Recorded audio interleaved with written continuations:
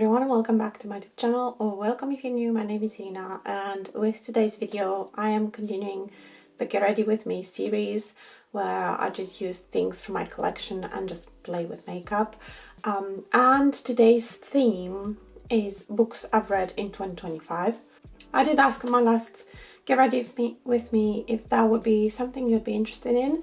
I had no replies, which is absolutely fine. But I wanted to talk about the books I've read in 2025 anyway, so far. So yeah, I'm doing it anyway.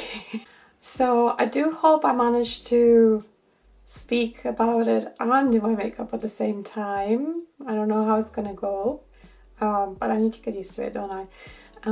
So just a little background for me as a reader. I think I've always been a reader, not like a massive avid reader. I'm not a very fast reader. But since I had my daughter,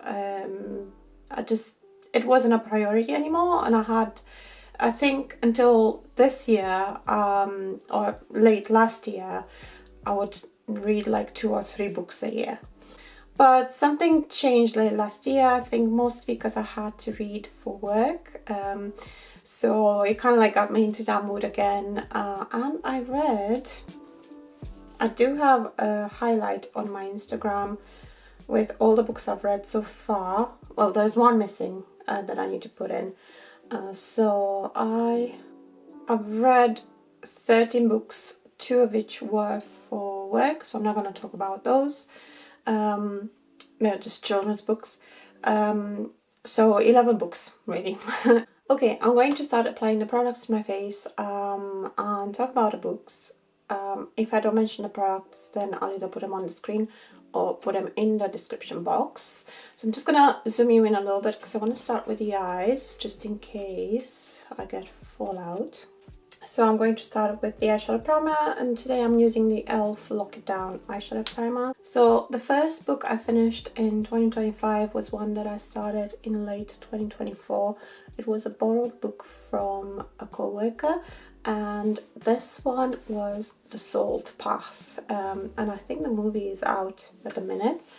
Oh, before I tell you the star rating, then maybe I should speak a little bit about how my star rating goes.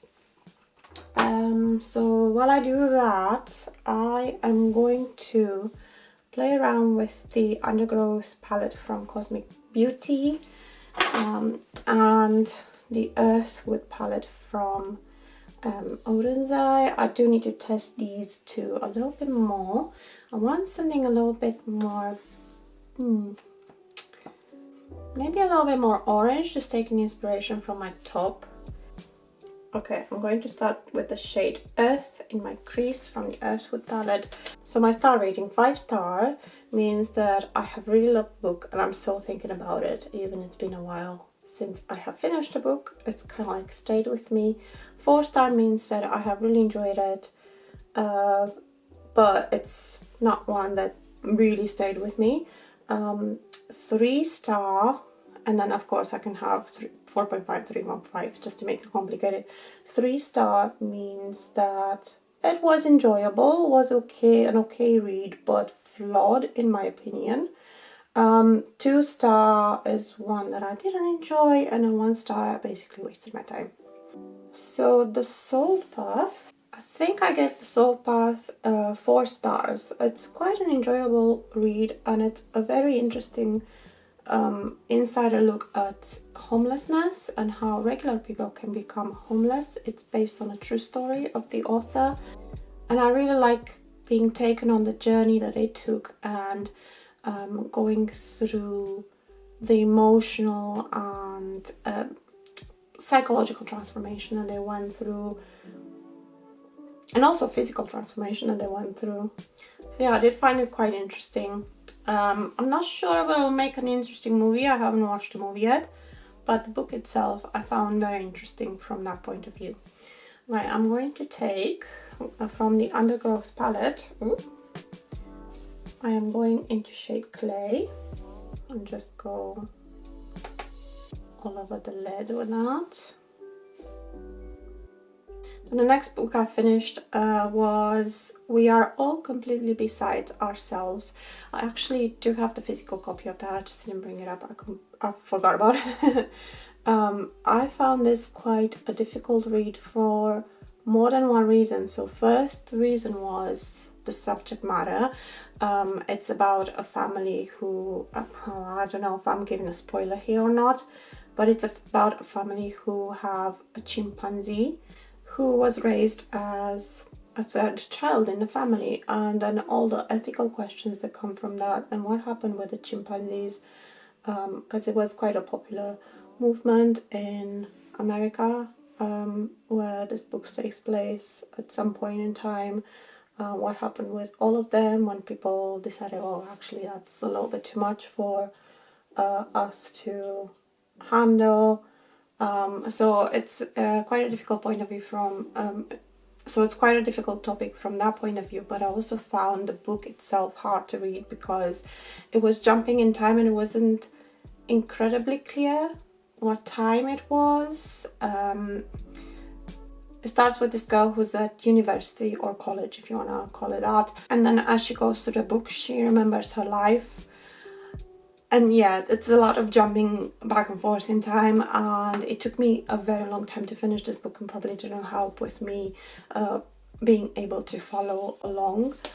And I'm just checking what rating I gave this one, because I can't even remember what rating I gave this one, and I can't even remember how it finishes. So it must have not have been too high. Oh, actually I did rate it 4 stars at the time. I think I was still left with feelings. But I think a 3.5 would be more accurate right now. Okay, so I'm just packing this color on. I'm gonna take a little break from the books because I want to concentrate on my eyes a little bit. I'm gonna take this color clay on my lower lash line as well. Okay, I don't know how this is, if this is going to work, but that's my plan. Hopefully I don't start all over again. I want to take the shade Strength from the Earthwood palette and kind of like put it in the middle of my lid. And then I'm going to take Wilderness from the Cosmic Beauty palette from the Undergrowth palette and put it in my inner corner. And then I've got a blue eyeliner. We'll see. Right, let's do Strength. So I'm just going to take that on my finger.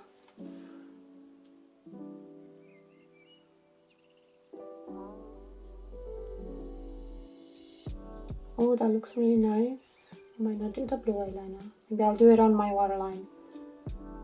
Okay, let's try this. Wilderness in the inner corner, or more towards the inner corner. I think I'm gonna use the NYX glitter primer and just pick it up with my finger.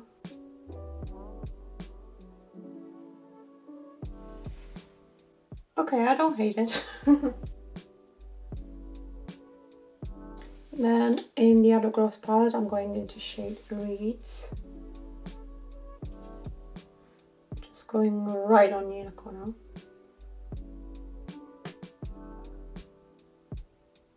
Okay, and then I have an eyeliner. This is the gel eyeliner in shade Cobalt from Avon.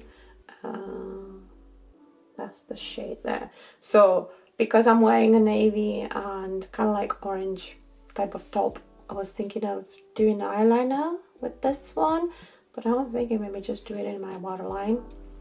So I'll do it in my waterline, and if I really like the effect, I'll do it as eyeliner as well. Yeah, I'm gonna do it as eyeliner.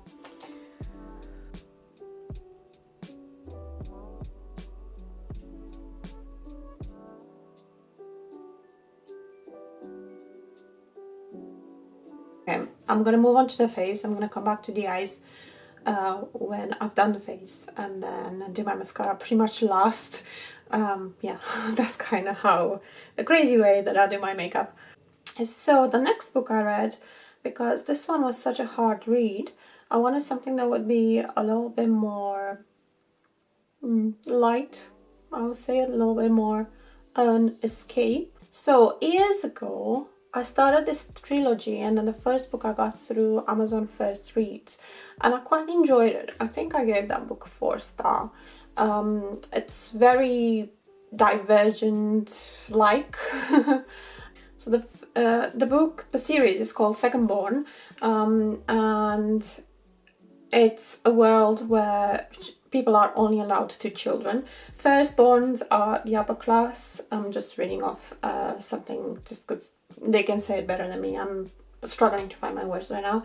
Firstborns are the upper class. They pretty much rule the world. Secondborns are government property and essentially cannon fodder in an ongoing war. So spare parts.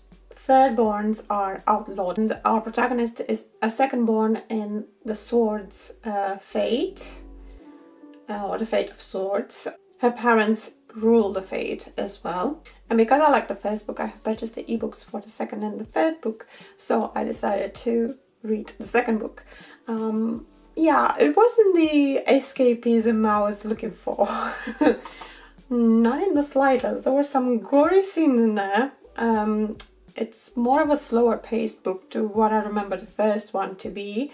It kind of like concentrates on world building and things like that. Actually, I'm just going to use my fingers for this one. And also setting up romance. But towards the end of the book, it gets quite gruesome. And yeah, it wasn't quite the escapism I was looking for. And I think I gave this one 3 stars. And also because I just didn't believe in the romance. Maybe it's just my age. It's a young adult series. So yeah, it's just my age maybe. And then I thought, okay, I'm just gonna read the third book now that I've, started the series, might as well finish it. And the third book started like heavy action straight away. Straight from where the third book finished was, honestly, I was engrossed. And it kept me on the edge of my seat. I didn't know where the story was going to go. Honestly, I give the author props because I have no clue. I'm usually pretty good at knowing what's coming, but this one I had 0 clue. And the thing that I like is there was very sci-fi. At least the first half of the book is very sci-fi. It has kind of like its own version of the Borg if you are into Star Trek.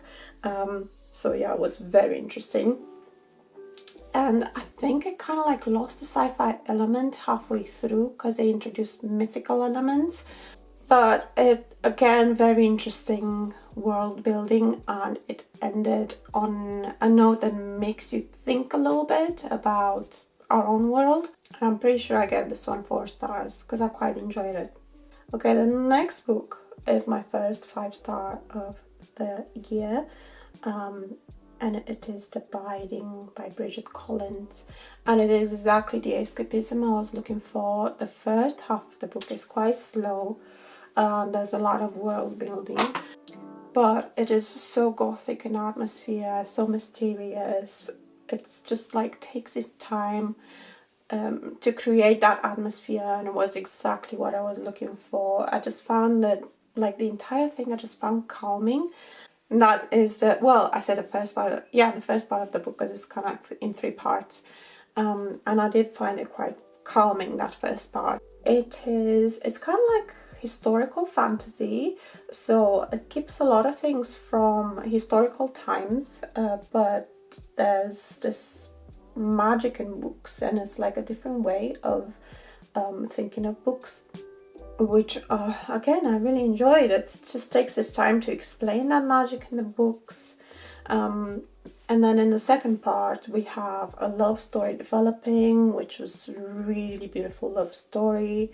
But the third part is quite heavy, and I think it requires quite a few trigger warnings if you are sensitive to certain topics. This really, really evil character in the third part, and the 2 lovers pretty much try to find their way back to each other in this third part. And yeah, the ending was nice, but it wasn't satisfying enough. There was room there to get this evil person to really get their comeuppance, but it didn't happen. I wanted that to happen. I think it would be much more of a satisfying ending. But nonetheless, I think because of the atmosphere and how it made me feel, yeah, I gave it 5 stars. I really, really enjoyed it, and I thought about it I still think about it. I thought about it for a while after I finished it. And I forgot to show you the book. There you go, the binding. Really nice cover. I'm trying this MUA powder. It's the translucent press powder. I don't know if I want to declutter it or not, so I'm just trying it to see what it's like for me now. I've discovered some really good powders lately. Next, I read The Widow, which was a charity shop find. I gave this one 3 stars. It's a thriller. And what I found intriguing about it says, we've all seen him, the man, the monster, starting from the front page of every newspaper, accused of a terrible crime. But what about her, the woman who grips his arm on the courtroom stairs, the wife who stands by him? So I found that kind of perspective really interesting, and see what happens in these kinds of relationships where the woman stays with somebody who's accused of really, really terrible crime. So the story builds up nicely. It's a really nice, it's still told from the perspective of different characters, mostly the widow, and it kind of like goes through everything that happened. But I do have a little hang-ups about it. There are a few sentences in there that just don't make any sense. Like, no sense. And I know English is not my first language, but still, I read them and reread them, and it just didn't make any sense whatsoever. Right, for bronzer, I am using the Color Icon bronzer from Wet n Wild and shade Palm Beach Ready, and I'm using this one because it's very shimmery and I'm not using a highlight. And I want to use kind of like a more matte blush.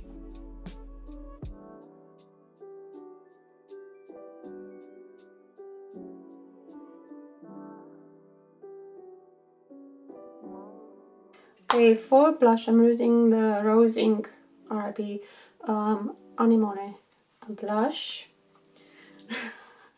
It's not Rose Ink RP, I'm just saying Rose Ink because I don't think Rose Ink is anymore. I forget how pigmented this is. So I need to go lightly.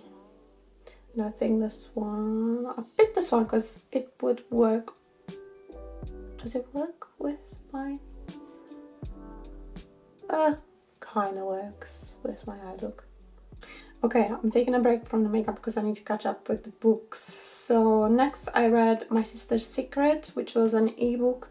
I gave this one 3 stars as well. It's a family drama come thriller. Has a little bit of spice in it, just to be warned. Not too much. I think there's just one scene. But the characters were just so annoying. Nobody talks to anyone. The dialogue doesn't move the story forward. It's just there to have dialogue in. I don't know. It's just very frustrating to see how people just refuse to talk to one another and tell each other what happened in their lives. And then when there's like this good, finally we have dialogue that moves the story forward and it's revealing something, there was like this very basic grammar mistake in it. This just took me straight out. Yeah.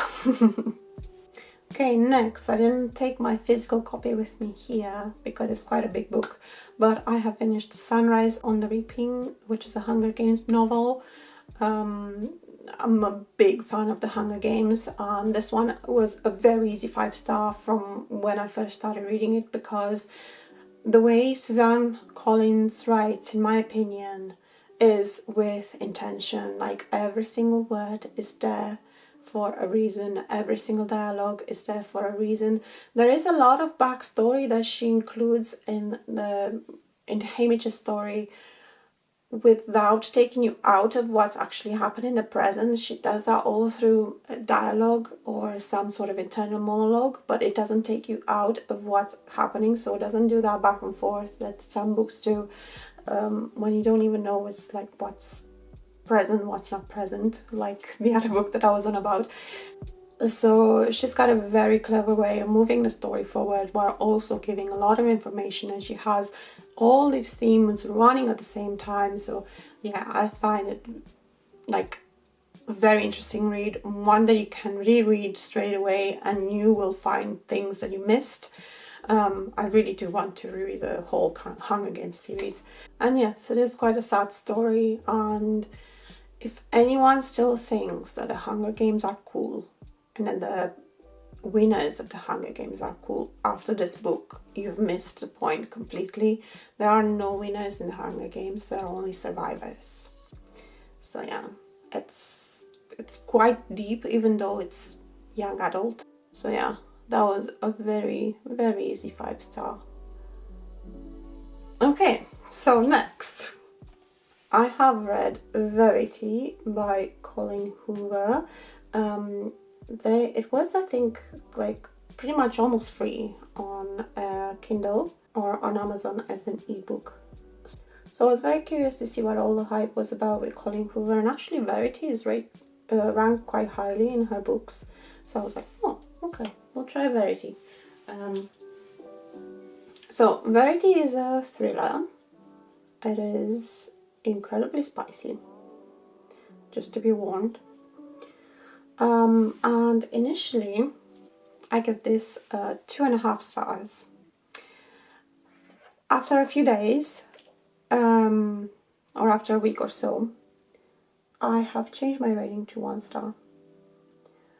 And that reason is because it made me mad. Like, it made me mad. It was a page turner, I'm not gonna lie. It was very easy to read, but after a while, I think it got to like chapter, I don't know, 10, 11, when you're like, oh my goodness, this again. Very repetitive. I think she roasts herself as well about things being repetitive. Was it chapter 16 or something? It just made me laugh when I read that, because how can you write something that, you know, you roast yourself for and not stop and think, oh, maybe I need to rewrite that bit, and you keep going in the same manner. It's like she had a deadline and just rushed to finish the book, because the first part, I mean, the first couple of chapters are not that bad, but yeah, it gets very repetitive, same thing over and over, same thoughts of the characters over and over, and it has this very misogynistic air about it, and like I said, it's very spicy, and the spiciness are just kind of written from a male perspective. They are, the vast majority of them, unnecessary in my opinion.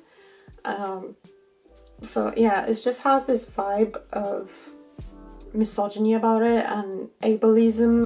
In my opinion, it's not a good book. It was pretty much a waste of my time, and I was so mad at it, and like, mostly because everyone is just praising Colleen Hoover for her writing so much. I was just like, where is it? Where is this amazing writing?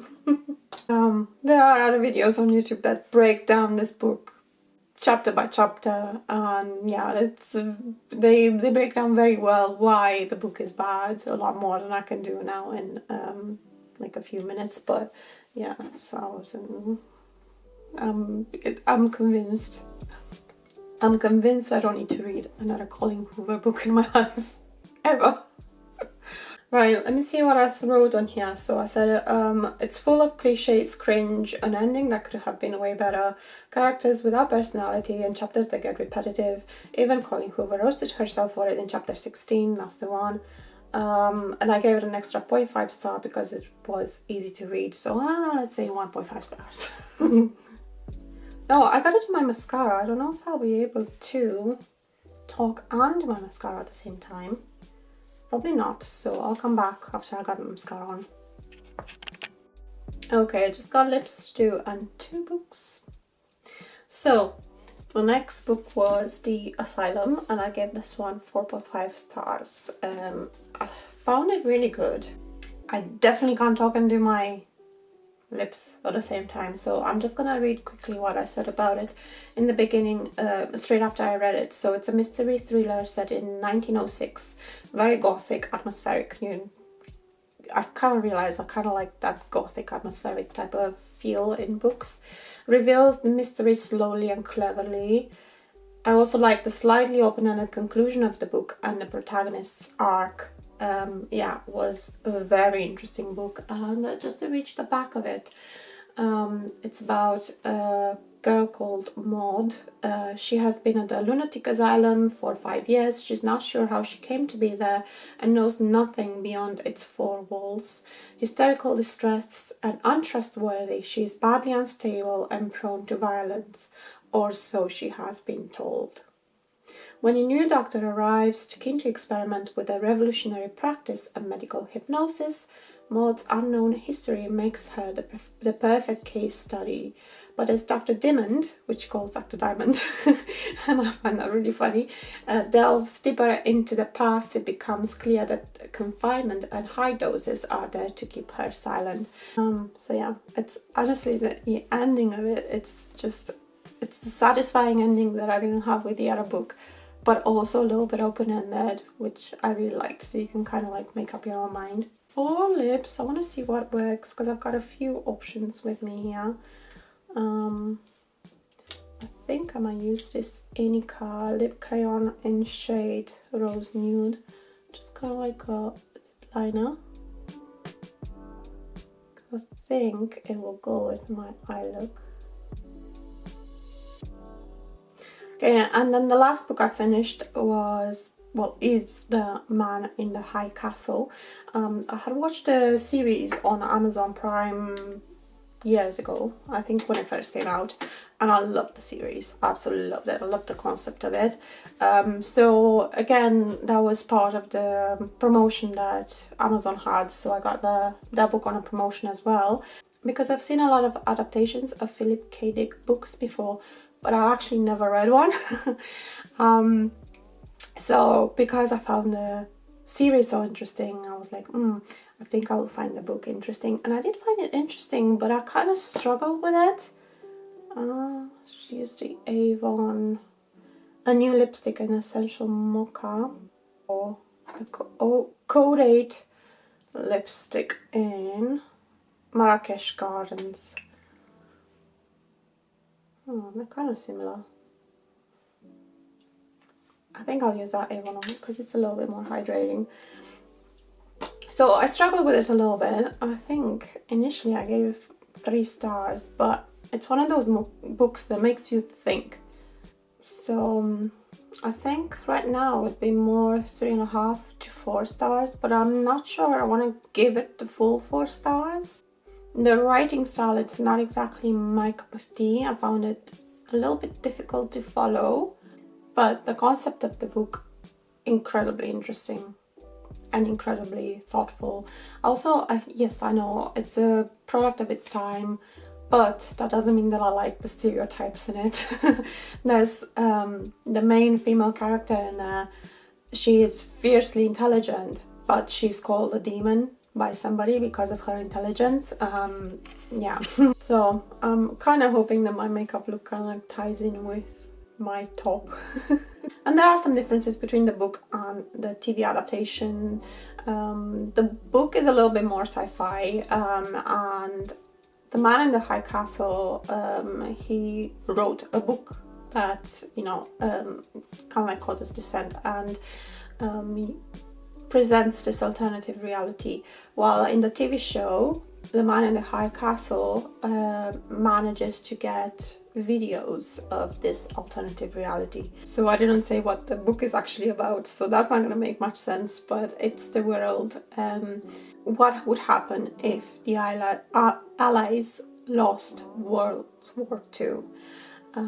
If the nuclear bombs never happened and all of that.